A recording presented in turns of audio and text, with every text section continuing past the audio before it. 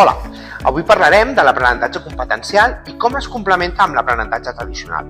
Però què és exactament l'aprenentatge per competències o treballar per competències? Doncs segons la OCDE, una competència és la capacitat de fer front a situacions complexes aplicant coneixements, habilitats, actituds i valors de manera conjunta i efectiva. No només es tracta de saber coses, sinó de saber fer-les i de saber ser.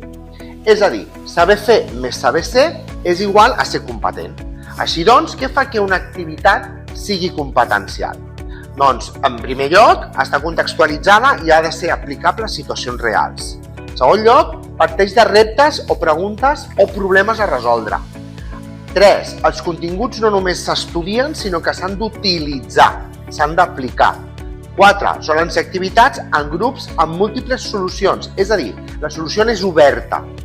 5. Treball amb diferents habilitats de raonament, pensament crític, anàlisi, prendre decisions fins a fer una creació.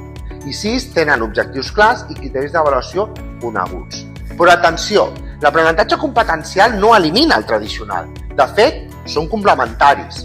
I alguns de vosaltres us preguntareu, com es complementen? Doncs l'aprenentatge tradicional ens permet ajudar a treballar els primers nivells de la taxonomia de Bloom, com per exemple recordar, comprendre o aplicar. A partir d'aquí, l'aprenentatge competencial ens porta a processos cognitius superiors com analitzar, avaluar, justificar o crear. Veiem alguns exemples. 1. Recordar i comprendre, el que seria el treball tradicional. Estudiar un text sobre un ecosistema en el qual s'hagi de memoritzar els tipus d'ecosistemes i les seves característiques. Anem un pas més enllà. Aplicar allò que s'ha treballat. Transició cap al competencial. Fer un esquema o un mapa conceptual que expliqui un ecosistema o crear una presentació que ha descriure els factors que afecten a un ecosistema. Una mica més enllà, ja estem entrant al pla competencial. Analitzar. Comparem dos ecosistemes i com responen davant del canvi climàtic o identifiquem similituds i diferències entre una selva tropical i entre un desert. 4. Ara tocaria avaluar. Determinem quines accions són més efectives per protegir un ecosistema específic o justificar per què protegir una espècie concreta té un impacte positiu en tota la cadena alimentària. I per últim, ja competencial del tot, seria crear, dissenyar una campanya de conscienciació per la protecció d'un ecosistema o crear un vídeo o un pòster per presentar-lo a la comunitat educativa.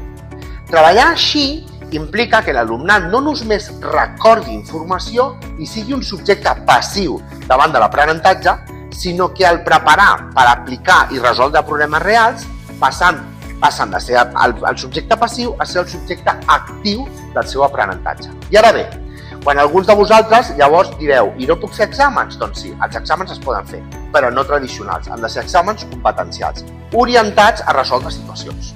Per exemple, un examen no ha de ser només memorístic, sinó que pot incloure situacions que demanin pensar, decidir, justificar possibles solucions o possibles causes a un problema.